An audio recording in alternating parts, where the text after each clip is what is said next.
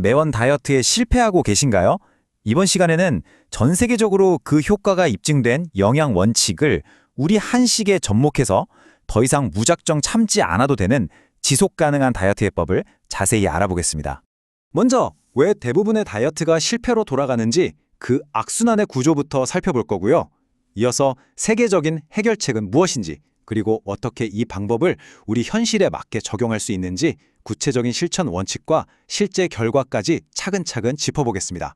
자, 첫 번째 주제, 바로 다이어트의 악순환입니다.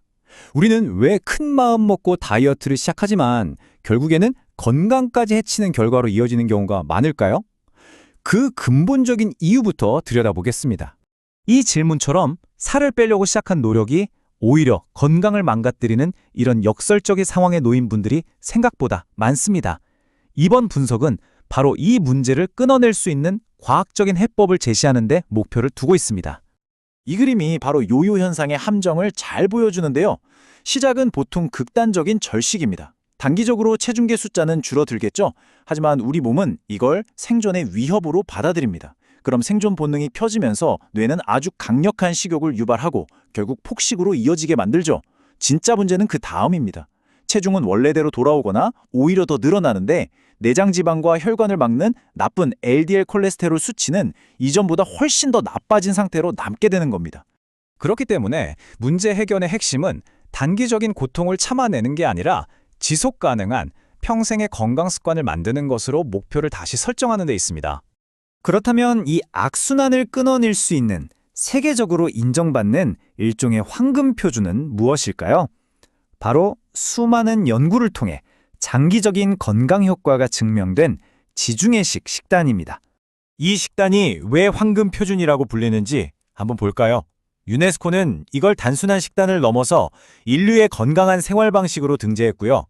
US 뉴스앤드의 월드 리포트에서는 전문가들이 선정하는 최고의 식단 부문에서 수년째 1, 2를 놓치지 않고 있습니다. 무엇보다 중요한 건 실제 데이터입니다. 임상 연구 결과를 보면 심혈관 질환 위험을 23%, 당뇨병 발병 위험은 11%나 낮추는 효과가 증명됐습니다. 그 핵심 원리는 좋은 지방으로 나쁜 지방을 청소한다는 개념입니다.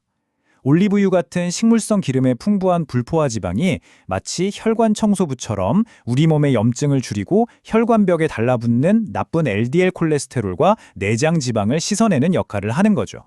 그런데 이렇게 이상적인 지중해식 식단을 우리 한국인의 일상에 그대로 가져오기에는 몇 가지 현실적인 장벽이 있습니다. 원리는 완벽하지만 현실의 벽에 부딪히는 거죠. 솔직히 우리가 매일 올리브, 치즈, 파스타를 먹을 수는 없지 않습니까? 식재료 비용도 만만치 않고 무엇보다 밥과 국물 문화에 익숙한 우리 입맛과도 잘 맞지 않죠. 바로 이 지점에서 식재료의 현지화, 즉 한국형으로의 전환이 필요해지는 겁니다. 그래서 나온 해결책이 바로 지중해 식단의 의학적 원리는 그대로 유지하되 우리가 매일 먹는 한식과 결합하는 겁니다. 바로 이게 해법입니다. 지중해식의 핵심 영양 원리는 그대로 가져오면서 식재료만 우리에게 익숙한 것들로 바꾸는 거죠. 이 둘을 합쳐서 탄생한 것이 바로 한국형 지중해 식단입니다. 국내 의료진들이 한국인의 몸과 입맛에 가장 잘 맞도록 개발한 최적의 조합이라고 할 수 있습니다.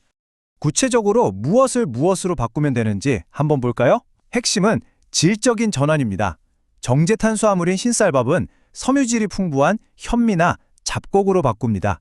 포화지방이 많은 돼지기름 대신 혈관에 좋은 불포화지방산이 가득한 들기름, 올리브유를 사용하고요.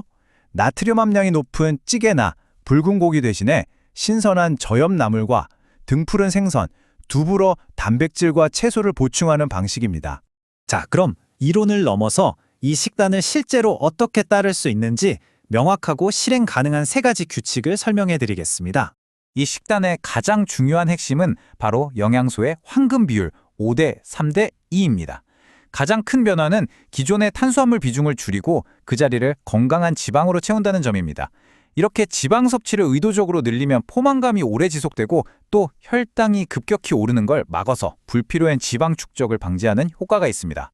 첫 번째 원칙은 탄수화물 공식입니다. 밥은 평소에 3분의 2 공기만, 그리고 반드시 현미나 잡곡밥으로 드셔야 합니다.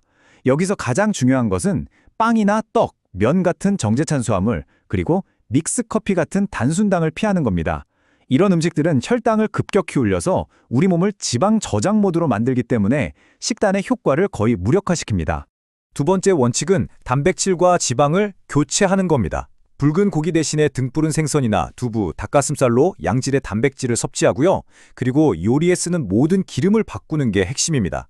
특히 들기름에는 오메가3 지방산인 알파리놀렌산 함량이 아주 높아서 서양의 올리브유에 버금가는 최고의 건강 기름이라고 할 수 있습니다. 마지막 세 번째 원칙은 매 끼니 140g 이상의 채소를 섭취하는 겁니다. 서양식 샐러드는 부피가 커서 생각보다 많은 양을 먹기가 어려운데요. 살짝 데쳐서 조리하는 우리 나물은 부피가 확 줄어들어서 훨씬 많은 양의 식이섬유와 비타민을 쉽게 섭취할 수 있게 해주는 아주 좋은 방법입니다.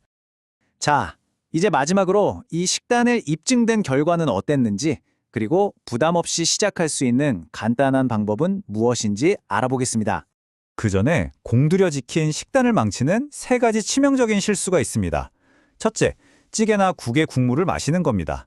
나트륨이 너무 많죠? 둘째, 튀김이나 가공식품에 숨어있는 포화지방입니다. 이건 혈관 건강에 직접적인 적이고요.